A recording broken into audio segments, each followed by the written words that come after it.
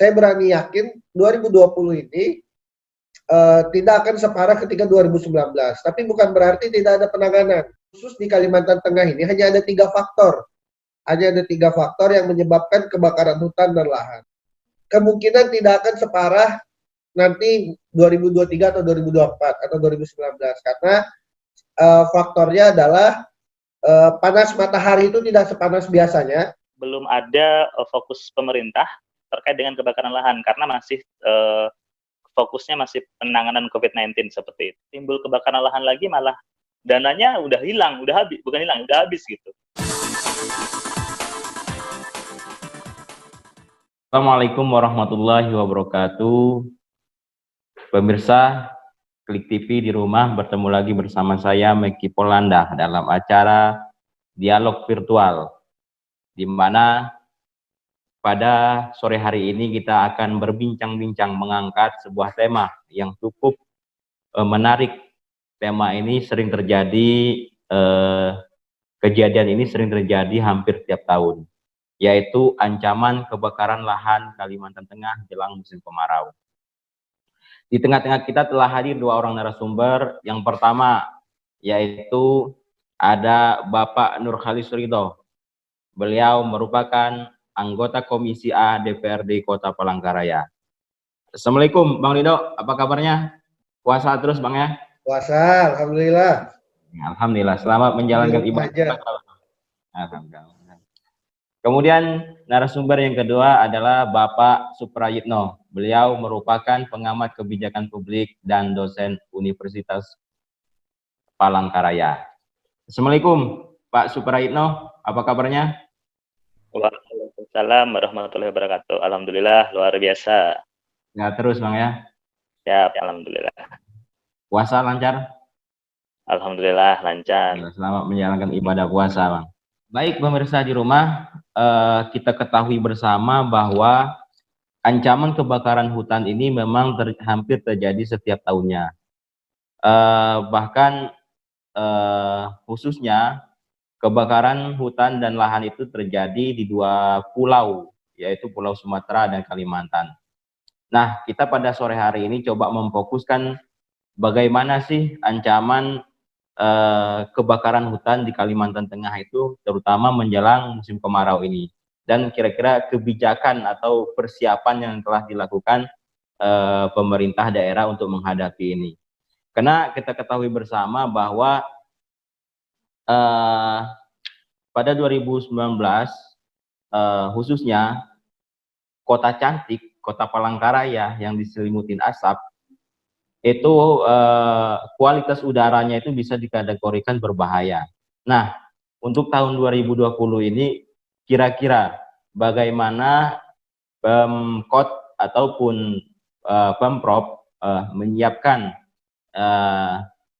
kewaspadaan atau menyiapkan rencana-rencana dalam menghadapi ancaman kebakaran lahan Kalimantan Tengah pada umumnya dan khususnya mungkin Kota Palangkaraya menjelang musim kemarau ini. Saya mulai mungkin dari Pak Ridho. Bagaimana Bang Ridho tanggapannya mengenai ancaman kebakaran hutan di Kalimantan Tengah pada umumnya dan Kota Palangkaraya khususnya menjelang musim kemarau ini? Gimana Bang?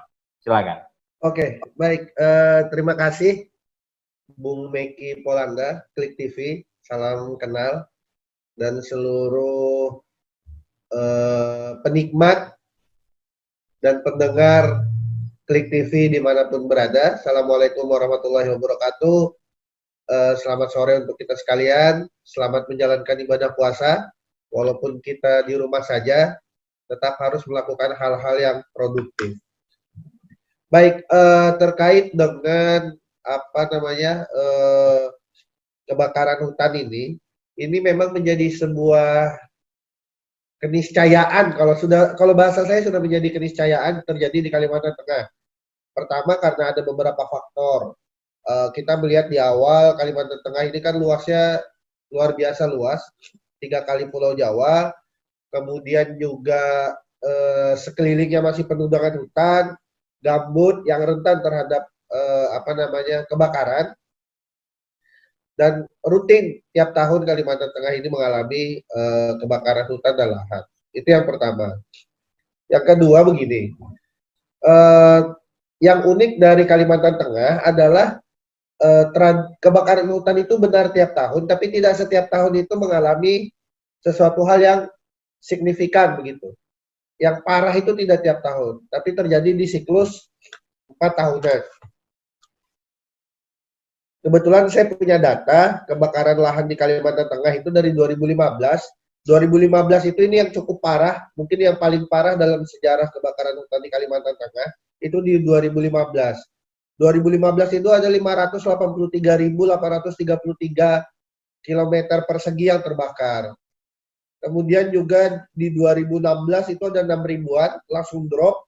2017 itu 1.700, 2018 itu naik jadi 47.400, dan 2019 kemarin, 1 tahun yang lalu itu ada sekitar 317.749 luas lahan yang terbakar. Nah, dapat dilihat dari jangka waktu ini, itu ada siklus sekitar 4 tahunan. 4 tahunan siklus di Kalimantan Tengah ini itu yang mengalami kebakaran yang cukup parah. Nah, cuman permasalahannya adalah hari ini, kalau kita mengaca dari dulu 2010, 2015, kemudian di 2019, memang kebakaran hutan ini karena tahun-tahun sebelumnya itu tidak terlalu signifikan, jadi ada upaya-upaya penanganan yang kurang terarah gitu, kurang maksimal. Jadi ini harus dibaca oleh pemerintah, baik itu provinsi, kabupaten, kota, bahwa kita harus fokus pada tahun kedua atau tahun ketiga. Saya berani yakin 2020 ini tidak akan separah ketika 2019. Tapi bukan berarti tidak ada penanganan. Harus tetap ada penanganan. Leading sektornya adalah kalau untuk Kota Palangkaraya itu BPBD. BPBD itu nyiapkan sekitar 3,7 miliar yang kita ketok kemarin. Itu anggaran untuk dana tanggap darurat sebelum ada COVID ya. Itu di sekitar 3, sekian M. Itu anggaran yang dialokasikan untuk tanggap darurat. Dalam hal ini kebakaran.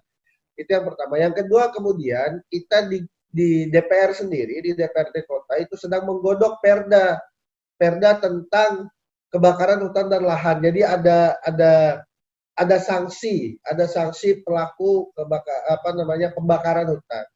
Karena tidak bisa dipungkiri, khusus di Kalimantan Tengah ini hanya ada 3 faktor. Hanya ada 3 faktor yang menyebabkan kebakaran hutan dan lahan. Pertama adalah faktor alam, sinar matahari yang cukup panas pada siklus-siklus waktu tertentu yang kemudian membakar lahan gambut, ranting dan sebagainya akhirnya terbakar. Yang kedua, ulah manusia, peladang, kemudian kebun dan sebagainya. Yang ketiga ini yang cukup lumayan turut besar kontribusinya, yaitu adalah pembukaan lahan baru oleh perusahaan-perusahaan besar. Jadi memang 3 faktor ini saja sebenarnya penyebab kebakaran hutan di Kalimantan ini. Kemudian saya lihat kemarin di tahun 2019 itu ada sekitar 15-an kalau tidak salah perusahaan yang menjadi tersangka terkait dengan kebakaran hutan. Dan kita belum tahu nih tindak lanjutnya seperti apa. Dari status tersebut. Tapi kalau masyarakat itu ada ratusan masyarakat yang peladang khususnya yang ditahan, tersangka, kemudian naik ke persidangan itu gara-gara membakar hutan dan lahan.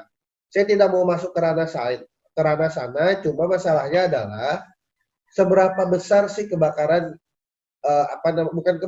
seberapa besar sebenarnya kontribusi dari peladang-peladang ini sehingga mereka harus mengalami hukuman yang cukup mengkhawatirkan begitu.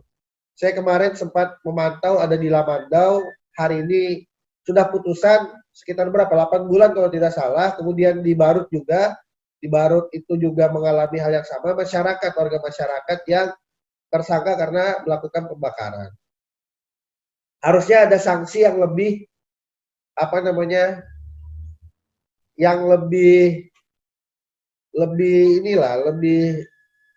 tidak disamakan dengan sanksi yang dilakukan oleh perusahaan. Kita tidak pernah tahu nih proses perusahaannya sampai mana, tapi giliran masyarakat sampai ke kita. Itu yang pertama yang harus jadi catatan. Nah, kemudian untuk tahun 2020 ini kembali memang hari ini kita masuk di musim-musim pancaroba, khususnya Kota Palangkaraya. Jadi berapa minggu ini memang hujan terus. Ini menandakan kita akan memasuki musim kemarau. Tapi memang kalau sudah di tengah juga masalah COVID ini, memang ini jadi PR serius, baik itu pemerintah provinsi dan pemerintah kota. Bagaimana kita di samping juga harus menangani COVID, kita harus menangani kebakaran hutan.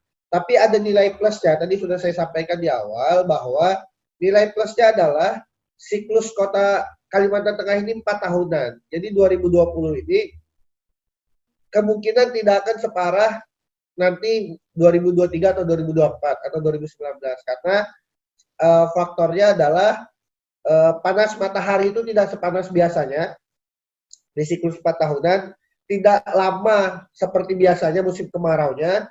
Kemudian ketika dia habis, kalau lihat pola kebakaran yang terjadi di apa namanya di Kalimantan Tengah itu dia bergeser. Jadi ketika itu sudah terbakar, jarang dia terbakar lagi. Itu kegeser ke wilayah lain gitu. Misalnya dari satu hotspot ini, di 2019 hotspotnya di titik A. Di 2020 itu hotspotnya tidak di titik A. Jadi agak sekitar 10 sampai 20 sampai 100 meter dari titik A tersebut. Nah, jadi ini karena sebuah keniscayaan di Kalimantan Tengah, karena jumlah penduduk kita tidak sepadat Jawa, tidak sepadat kota-kota besar lainnya, sehingga lahan itu masih banyak dan rawan untuk disalahgunakan, padahal maksudnya baik. Pembukaan lahan itu kan sebenarnya maksudnya baik, khususnya untuk masyarakat yang berladang, kemudian menanam buah-buahan dan sebagainya itu baik, cuma caranya yang kurang tepat. Jadi memang ini sebuah keniscayaan, kita harus siap. Di samping COVID-19 ini juga harus kita harus kita putuskan rantainya, kita juga harus bersiap khususnya warga Kalimantan Tengah untuk menghadapi kebakaran hutan, ancaman kebakaran hutan yang mudah-mudahan tidak separah tahun 2019. Mungkin itu dulu pengantarnya. Terima kasih. Kembali ke moderator. Oke, terima kasih Pak Rido atas paparannya. Saya coba ingin mengkonfirmasi aja. Berarti untuk kesiapan anggaran, terutamanya pemerintah Kota Palangkaraya untuk menyambut, bukan menyambut sih, artinya menghadapi ancaman kebakaran lahan itu sudah ada. Hanya saja mungkin yang spesifik untuk karhutlah itu udah ada, atau hanya sifatnya untuk tanggap darurat aja. Bang Ridho, gimana itu?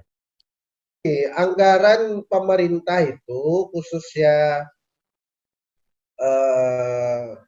misalnya kebakaran hutan dan sebagainya itu tidak bisa spesifik untuk kebakaran hutan.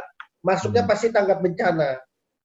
Tanggap bencana, misalnya tanggap bencana itu sekian M.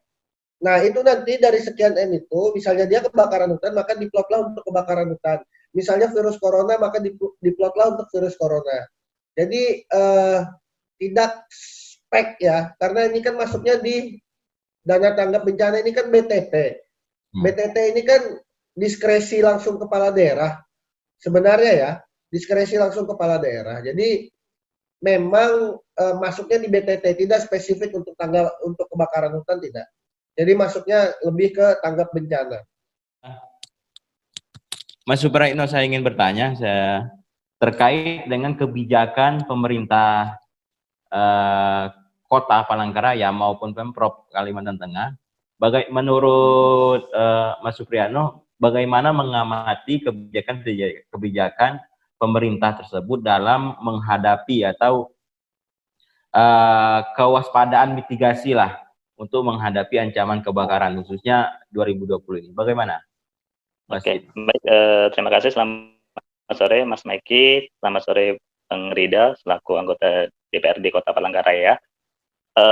Seperti yang sudah disampaikan oleh Bang Ridho tadi ya, sedikit pengantar saya bahwa memang untuk wilayah Kota Palangkaraya secara khusus dan Kalimantan Tengah secara umum itu sebenarnya hampir tiap tahun itu kebakaran lahan itu sudah menjadi konsumsi rutin gitu. Jadi memang sudah bisa diprediksi bahwa pasti di tahun 2019, 2020 itu memang akan ada kebakaran lahan gitu. Nah itu poin-poin yang bisa harus saya tekankan di kesempatan ini. Kenapa? Karena memang seperti yang disampaikan Mas Rido tadi, ada berbagai macam faktor. Salah satu penyebab kenapa kok kebakaran lahan dan hutan di Kalimantan Tengah dan khususnya Kota Palangkaraya itu memang setiap tahun selalu rutin seperti itu. Harusnya itu selalu menjadi pembelajaran sebenarnya. Ini khusus untuk pemangku kepentingan pemerintah daerah, provinsi maupun Kota Palangkaraya bahwa jangan sampai setiap tahun itu kita seperti seorang anak yang belajar tapi nggak mampu untuk menyelesaikan pelajaran itu seperti itu. Karena ya sejauh ini belum ada fokus pemerintah terkait dengan kebakaran lahan karena masih fokusnya masih penanganan COVID-19 seperti itu. Nah, pemerintah juga jangan sampai lengah gitu bahwa di tempat kita Kalimantan itu sebentar lagi akan memasuki musim kemarau. Pancaroba itu kalau saya baca rilisan BMKG itu mulai bulan Mei ini sudah mulai pancaroba, artinya Juni, Juli, Agustus itu biasanya sudah mulai musim kemarau. Nah, ini terkait bagaimana sinkronisasi pemerintah ya. Tadi disampaikan Mas Rido bahwa khususnya pendanaan kebencanaan itu memang tidak bisa spesifik untuk COVID gitu. Mereka akan mengalokasikan dana tanggap darurat bencana itu secara ya bisa dikatakan gelonggongan gitu. Nah, saya sebenarnya agak khawatir karena sekarang ini musim COVID ini menghabiskan banyak sekali sumber daya pendanaan provinsi dan kota itu sudah banyak yang terserap. Sudah banyak yang digunakan untuk COVID-19, jangan-jangan nanti malah ketika COVID-19 selesai atau bahkan COVID-19 belum selesai, timbul kebakaran lahan lagi malah dananya udah hilang, udah habis, bukan hilang, udah habis gitu. Nah, pemerintah juga harus bisa menyeimbangkan gitu, meskipun dana itu dan TDB artinya perlu ada pembagian secara bijaksana, antisipasi kebencanaan itu gitu. Nah, saya masih belum melihat publikasi berita-berita dari pemerintah, mungkin nanti bisa ditambahkan oleh Bang Rido, seperti apa pergerakan di Dewan seperti itu terkait dengan kesiapsiagaannya gitu. Karena sejauh ini mereka masih berkecimpung dengan dunia COVID-19 seperti itu. Oke, terima kasih Mas Dino. Saya coba melanjutin pernyataan dari Mas Supriyatno. Tadi saya coba ke Bang Rido lagi terkait sama upaya-upaya maupun kebijakan anggaran. BMKG bahwasanya kemungkinan puncak dari musim kemarau itu sekitar bulan Agustus atau September.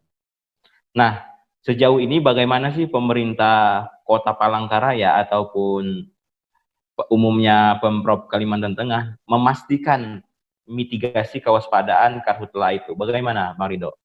Juga termasuk kebijakan anggaran itu nanti seperti apa pengelolaan yang tanggap darurat itu? Apakah tanggap darurat itu kan situasi ini kan situasi COVID juga. COVID ini kan sudah tanggap darurat bencana nasional. Nah, bagaimana kira-kira para dewan itu memastikan bahwa pemerintah menjalankan sesuai dengan apa yang dirancangkan pada penetapan APBD. Bagaimana, Bang Rido? Baik, terima kasih. Jadi begini, pertama soal mitigasi 2020 ini itu memang tidak terlalu besar ya, tapi tetap ada. Saya berani katakan semua komponen yang terlibat itu tetap sesuai tupoksinya, BPBD, dan lain-lainnya. Tapi memang sekarang ini kan lagi fokus di COVID. BPBD itu sekarang jadi leading sector untuk COVID-19. Di Karhutla mereka juga leading sektor utamanya itu BPBD. Jadi memang ini ada pilihan kebijakan yang mana yang harus didahulukan tanpa mengurangi potensi tanpa mengurangi potensi kebencanaan lain yang mungkin saja terjadi di Kalimantan Tengah. Itu dulu yang pertama. Yang kedua terkait dengan sumber daya, khususnya anggaran. Memang begini, tadinya awalnya khusus di kota ya, karena saya mengikuti proses itu, khusus di kota itu memang dana tanggap darurat yang kita masukkan sebagai dana hibah itu memang tujuan awalnya untuk kebakaran hutan, mitigasi kewaspadaan dan sebagainya terhadap kebakaran hutan, itu awalnya. Walaupun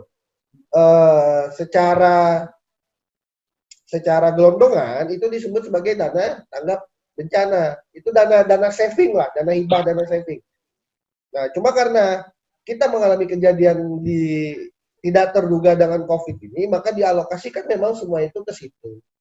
Artinya pola yang sama ini, saya yakinkan pemerintah, baik pemerintah kota maupun pemerintah provinsi, saya yakinlah kalau misalnya nanti pun kebakaran hutan ini terjadi di Kalimantan Tengah, kemudian kita memerlukan dana, plotting anggaran masih bisa dilakukan begitu. Artinya memang sama halnya kayak COVID ini. Jadi kalau misalnya dana habis, apakah mungkin habis? Ya tentu kita lihat dari struktur pos penganggaran kita. Misalnya kayak Kota Palangkaraya. Kota Palangkaraya ini untuk 2020 APBD-nya itu sekitar 1,3 T. 1,3 T itu untuk belanja langsungnya ada sekitar 400-an sekian miliar di luar bantuan yang lain-lain gitu. Nah ini kan bisa dimanfaatkan oleh pemerintah kota. Jadi mungkin nanti akan ada rasionalisasi kembali. Saat ini memang sudah sekitar 50% rasionalisasi. Itu beberapa cara ya. Cuman yang saya mau katakan bahwa untuk COVID ini aja untuk penganggaran mudah dilakukan gitu loh. Ada kebijakan-kebijakan khusus yang bisa dimanfaatkan dan dilakukan oleh seorang kepala daerah. Nah, kalaupun misalnya kebakaran hutan itu terjadi, tentu akan mudah juga penganggarannya atau ketersediaan anggaran tentu akan mudah, sama halnya kayak COVID. Mungkin begitu kira-kira. Saya coba ke Mas Yitno. Mas Yitno sebagai pengamat kebijakan publik khususnya untuk pemerintah Kalimantan Tengah, menurut Mas Yitno gimana sih? Karena kita ketahui bersama bahwa bencana kebakaran hutan itu adalah sebuah rutinitas tahunan. Hanya saja mungkin frekuensinya aja ada yang luar biasa, ada yang sedang atau ada yang kecil. Saya kira seperti itu. Nah, kira-kira kebijakan atau upaya apa yang diharuskan pemerintah daerah itu dalam menangani ancaman kebakaran hutan ini? Bagaimana, Mas Yitno? Baik, terima kasih. Seperti yang disampaikan oleh Mas Rido, secara umum, termasuk juga kota karena kita bagian dari sini, itu memang rutinitas yang paling besar itu 4 tahun sekali gitu ya. 4 tahun sekali di mana biasanya karena efek El Nino dan sebagainya, faktor alam dan sebagainya itu memang menjadi salah satu kendala juga gitu. Nah, tetapi yang perlu kita antisipasi juga adalah meskipun di tahun 2020 nanti kita tidak ada efek El Nino seperti itu dan biasanya adalah kebakaran lahannya tidak sebesar di tahun 2019 maupun 2015, tentu kita juga harus tetap waspada gitu, karena yang namanya cuaca ekstrim dan sebagainya itu apalagi sekarang sulit untuk kita prediksi, itu juga perlu mendapat perhatian yang besar seperti itu. Nah, saya sebenarnya ingin belajar dari pengalaman-pengalaman sebelumnya terkait dengan, kalau prinsip saya terkait dengan bencana ini kan lebih baik mencegah daripada mengobati, sama kritikan saya terhadap COVID-19 ini. Pemerintah kita mencegah jauh-jauh hari gitu ya dengan beberapa kegiatan yang mungkin bisa menjadi evaluasi bersama. Yang pertama tentu kalau kebakaran lahannya ini memang besar dan sebagainya, itu biasanya melalui program apa namanya, hujan buatan gitu, atau modifikasi cuaca seperti itu. Nah, tapi seringkali juga problemnya itu modifikasi cuaca yang dilakukan oleh pemerintah itu ketika kebakaran lahan itu sudah besar seperti itu. Kebanyakan biasanya kalau pengalaman 2019 ingat saya itu di atas bulan Agustus itu baru ada program apa namanya untuk hujan buatan dan modifikasi cuaca dan sebagainya seperti itu. Padahal berdasarkan data BMKG di bulan-bulan setelah Agustus itu untuk alam, sekali lagi kita bicara alam, itu untuk hujan buatan itu tidak maksimal gitu karena dukungan awan, curah ininya ya, curah awan dan sebagainya itu akan lebih sulit membuat hujan buatan di bulan-bulan setelah bulan Agustus. Makanya biasanya lebih menghabiskan banyak anggaran itu ketika hujan buatan itu dilaksanakan di bencana yang memang sudah ada kebakaran lahannya, baru dilaksanakan hujan buatan. Nah, coba pemerintah mungkin bisa mengubah pola gitu ya. Hujan buatan mungkin karena ini musim pancaroba bisa diprioritaskan sebelum kebakaran lahan itu, sehingga ketika musim panas pun bisa jadi gambut masih tetap mengandung unsur air dan sebagainya gitu. Saya tidak lebih bicara ke ilmu biologinya, tetapi prinsipnya adalah ketika hujan buatan itu dilaksanakan sebelum kebakaran itu, tentu gambut itu masih akan mengandung air, di mana kebakaran tidak akan sejauh yang sering jadi pengalaman kita seperti itu. Itu yang pertama. Yang kedua, tadi sudah disampaikan oleh Mas Rido bahwa memang BPBD itu ya, baik itu di kabupaten kota maupun di provinsi, itu punya peranan yang penting karena biasanya dalam Karhutla mereka menjadi pilot stakeholder-nya untuk penanggulangan bencana itu.